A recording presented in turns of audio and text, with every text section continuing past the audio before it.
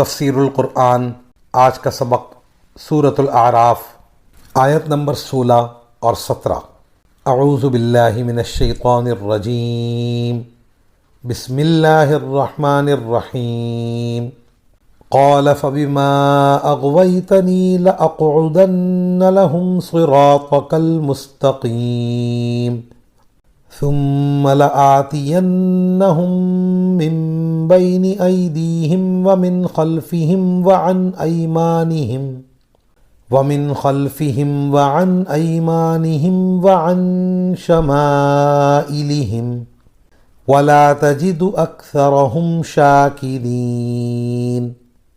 ترجمہ، کہنے لگا اب چونکہ تو نے مجھے گمراہ کیا ہے اس لیے میں بھی قسم کھاتا ہوں کہ ان انسانوں کی گھات لگا کر تیرے سیدھے راستے پر بیٹھ رہوں گا، پھر میں ان پر چاروں طرف سے حملے کروں گا، ان کے سامنے سے بھی اور ان کے پیچھے سے بھی اور ان کی دائیں طرف سے بھی اور ان کی بائیں طرف سے بھی، اور تو ان میں سے اکثر لوگوں کو شکر گزار نہیں پائے گا۔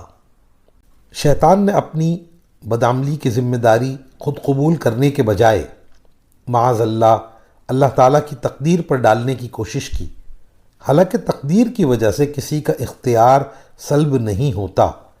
تقدیر کا مطلب ہی یہ ہوتا ہے کہ فلاں شخص اپنے اختیار سے فلاں کام کرے گا۔ نیز اس کے کہنے کا مطلب یہ بھی ہو سکتا ہے کہ اللہ تعالیٰ نے اس کو ایک ایسا حکم ہی کیوں دیا جو اس کے لیے قابل قبول نہیں تھا، اس لیے بالواسطہ اس کی گمراہی معاذ اللہ تعالیٰ کے اس حکم کی وجہ سے ہوئی ہے۔ وآخر دعوانا ان الحمد للہ رب العالمین۔